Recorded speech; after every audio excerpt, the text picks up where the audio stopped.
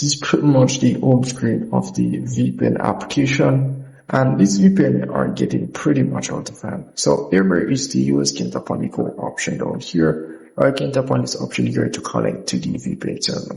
As well, I can tap on the United States option here as well to connect to the VPN server. So that's first. But do keep in mind, these VPNs I've seen a lot of them, which they do give you 3 minutes of connection time, which is very ridiculous.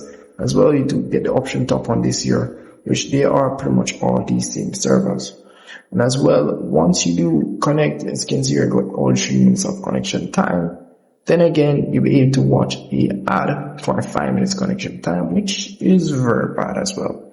So that's how you really use this VPN application here. But for the very least, it's not that slow like the others that I've reviewed earlier. It's decent speed, but could be better. But anyways, that's pretty much it for this VPN application here. And as well, if you do want to disconnect it, you just tap on this icon here and you'll be able to disconnect the VPN connection. Very simple to use. So if you have any questions, let me know in the comment section. Let's see if we can help you out.